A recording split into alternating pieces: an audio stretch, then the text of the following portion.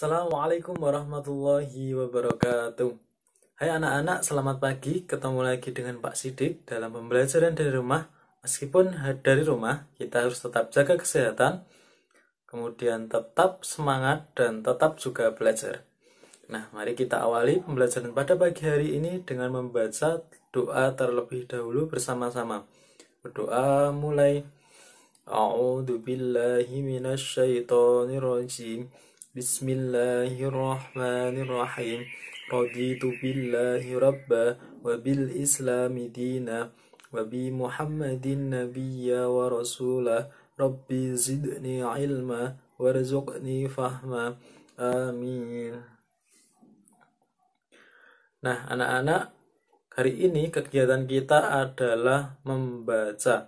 Tapi sebelum ke kegiatan membaca, Pak Sidik masih punya satu dongeng lagi, yaitu yang berjudul Kuda dan Keledai yang Syarat dengan Beban. Nah, penasaran seperti apa dongengnya? Mari langsung kita simak dongeng satu ini bersama-sama. Kuda dan Keledai yang Syarat dengan Beban. Pengarangnya adalah Aesop. Pernah ada seorang pria yang memelihara seekor kuda dan seekor keledai. Kebiasaan pria tersebut memuati keledainya dengan beban yang berat. Keledai tersebut terhuyung-huyung karena beban yang terlalu berat. Sementara kuda berjalan dengan beban yang ringan. Pada suatu hari, mereka melakukan perjalanan. Keledai berkata kepada kuda, "Maukah kamu mengangkut sebagian dari beban saya? Saya merasa sangat tidak enak badan. Jika kamu mau membawa sebagian bebanku, mungkin saya akan cepat sembuh. Beban yang terlalu berat ini bisa membunuhku," kata keledai sambil kesakitan adik-adik. Kuda hanya menendang-nendangkan kakinya. Ia berkata kepada keledai agar tidak usah mengeluh. Ia tidak mau diganggu dengan kata-kata keluhan. Keledai terhuyung-huyung selama berjalan setengah kilometer. Tiba-tiba ia jatuh ke tanah dan mati. Si pemilik datang dan hanya bisa berpasrah dengan apa yang telah terjadi.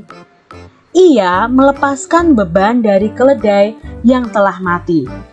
Semua beban ditempatkan di atas punggung kuda. Aduh, keluh kuda saat dia merasakan beban berat. Beban bertambah dengan berat tubuh keledai yang telah mati. Sekarang saya mendapatkan ganjaran karena sifat saya yang jelek. Saya menolak menanggung sebagian beban keledai. Sekarang saya harus membawa seluruh beban, ditambah dengan berat tubuh teman saya yang malang ini, keluh si kuda. Dongeng ini diambil dari rumahdongeng.com. Nah adik-adik, ini cerita tentang keledai dan dongeng. Kira-kira pesan apa yang bisa kalian ambil dari dongeng ini? Ya, susunlah kata-kata di bawah ini menjadi sebuah pesan moral yang terdapat dalam dongeng tadi adik-adik. Nah, di sini ada kata kamu, bantuan, membutuhkan, bantulah, maka, orang, terbantu, akan, juga, yang. Kira-kira jika disusun menjadi pesan moral apa ya adik-adik ya? Kata pertama pasti bantulah. Ya adik-adik, bantulah orang yang membutuhkan bantuan, maka kamu juga akan terbantu. Si kuda tadi tidak mau membantu si keledai. Pada akhirnya keledainya mati. Dan semua beban dari si keledai ini dipindahkan ke punggungnya si kuda. Ditambah beban si keledai juga dinaikkan di atas punggung si kuda. Maka kuda mengeluh adik-adik, kenapa tadi tidak menolong si keledai. Itu pesannya adik-adik. Jadi kalian harus membantu orang yang membutuhkan. Jadi jika suatu saat kalian memerlukan bantuan, maka kalian akan mendapatkan bantuan juga. Nah, itu dia dongeng kita pada hari ini tentang kuda dan keledai yang syarat dengan beban. Ingat ya, kita sebagai manusia harus saling membantu, karena suatu saat kita juga membutuhkan pertolongan atau bantuan orang lain, seperti yang ada di cerita berikut ini juga. Benny dan Edo pulang sekolah bersama-sama. Di jalan, mereka menemukan seekor kucing yang jatuh ke selokan. Benny menolong kucing tersebut dan membawanya ke rumah. Edo tidak mau membawa kucing tersebut. Ia geli pada bulu kucing.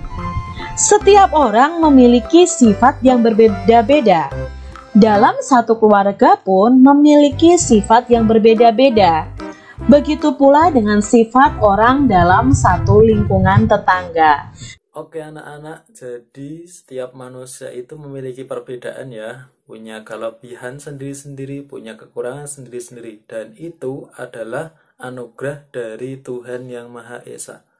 Nah, setiap perbedaan dari manusia, kita harus tetap saling menghormati dan menghargai perbedaan itu, atau yang sering disebut toleransi.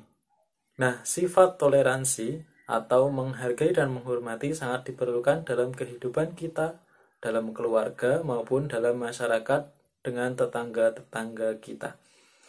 Nah, anak-anak, itu dia dongeng kita hari ini. Sebelum Pak Sidik akhiri, nanti anak-anak silahkan membaca LKS yang bagian PPKN halaman 39 dan 48.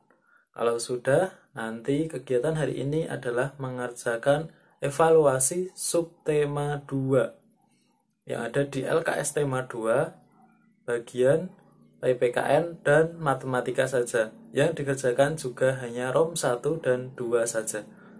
Sekian dari Pak Sidik, kurang lebihnya mohon maaf. Assalamualaikum warahmatullahi wabarakatuh.